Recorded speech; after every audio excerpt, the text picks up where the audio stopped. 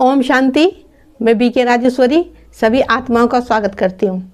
आज मैं आप सबको बताऊंगी कि हम मतलबी इंसान की पहचान कैसे करें। देखिए, ये तो आप सबको ही पता है कि दुनिया मतलबी हैगी, क्योंकि दुख के समय में तो कोई काम नहीं आता, लेकिन सुख के समय में सब साथ दे देते हैं हमारा। तो लेकिन अगर कोई दुख ना आए तो हमें कैसे पता चलेगा कि कौन मतलबी है और कौन कैसा हैगा?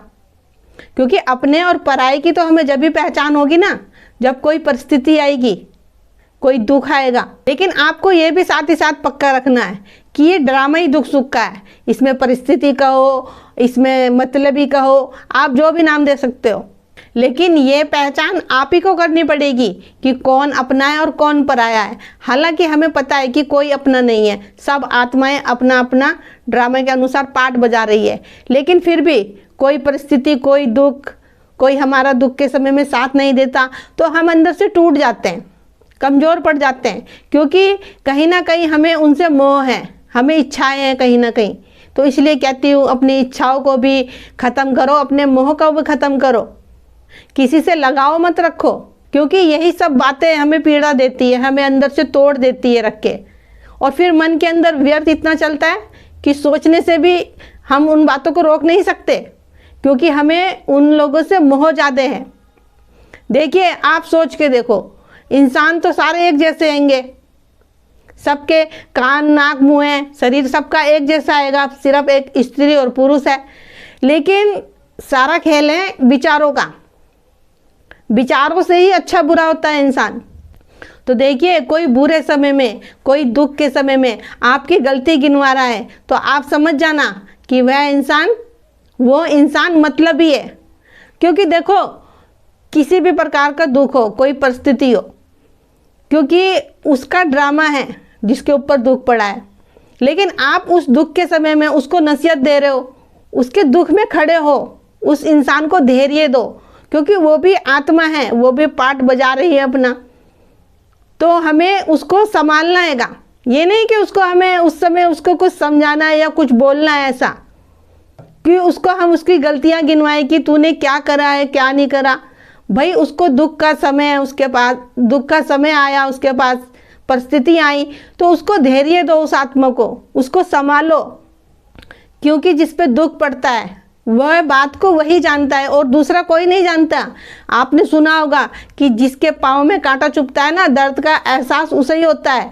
सामने वाला तो बोल देता है कि हाँ कांटा चुभा है, दर्द हो रहा है, लेकिन उस दर्द को वही महसूस कर सकता है जिसके पैरों में कांटा चुभा हो। देखिए, सामने वाला तो कह देगा कि संभल के क्यों नहीं चल रहा था। और कौन सा इंसान है जो अपने आप को किसी मुश्किल में डालेगा, कोई खड्डे में गिरेगा। लेकिन ड्रामा है, परिस्थिति याद तो आएंगी, दुख भी आएगा, तो देखो ये सब चीज़ तो होगा। लेकिन आपको ये संभाल करनी हैगी, आपको ये समझना है कि कौन अपना है और कौन पराया है। देखिए, ये नहीं समझ पाओगे तो आगे नहीं बढ़ पाओगे। क्यों, क्या, कैसे में फंसे रहोगे? ये मेरा अपना है, ये मेरा अपना हैगा, तो ये मेरे साथ ऐसे क्यों बोल रहा है, ऐसे क्यों कर रहा है?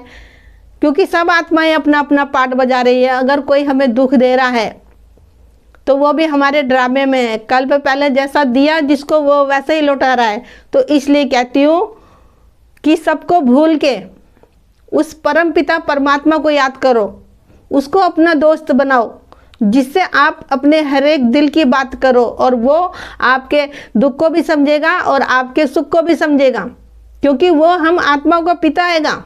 इसलिए मैं कहती हूँ कि आत्मा का पाठ पक्का करो और उस परम पिता परमात्मा को याद करो। और हम इन आंखों से इस दुनियादारी को देखते हैं, रिश्ते नाते देखते हैं। तो जब रिश्ते नाते देखेंगे, दुनियादारी को देखेंगे, तो देहभान में फंसे रहेंगे। फिर इन सब चीज़ों को देख के मन के अंदर बहुत सारी बातें चलती है। ठीक है, मानती हूँ इस दुनिया में हमें बाहर भी निकलना है, अपने रिश्तेदारी भी निभानी हैगी, तो देखिए 100 तरह की बातें आएगी, लेकिन पाठ तो हमें बजाना है। लेकिन यही कहूँगी कि स्मृति में अपने बाबा को रखा करो, ज्ञान का चिंतन करा करो, तो ये जो भी परिस्थिति आती है इससे आप ऑटोमेटिक ही बाहर निकल जाओगे। और अपने अंदर ये समझ जरूर रखें कि ये सब दुनिया तो मतलब ही हैगी, लेकिन फिर भी हमें सबको सुख देना है और सबको हमें खुशियाँ देनी हैगी। तो देखिए, मैं तो यही कहूँगी कि मतलबी लोगों से दूर रहो और उनकी पहचान कर लो, क्योंकि दूर रहोगे तो खुश रहोगे, नहीं तो दर्द आपको ही होगा और किसी को नहीं होने का, क्योंकि पीड़ा भी आप ही को होगी। तो इसलिए कहती हूँ, मतलबी लोगों से दूर रहो और रोज योग करो, रोज मुरली सुनो और बाबा को हर घड़ी अपने साथ रखो।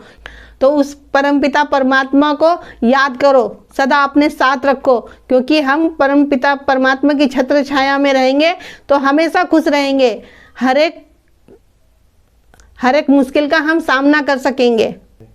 तो मेरा आज की वीडियो बनाने का यही उद्देश्य है कि हम मतलबी लोगों की पहचान कैसे करें। तो ठीक है, फिर चलती हूँ, कल फिर मिलूंगी कोई नई वीडियो के साथ। जब तक के लिए ओम शांति, ओम शांति।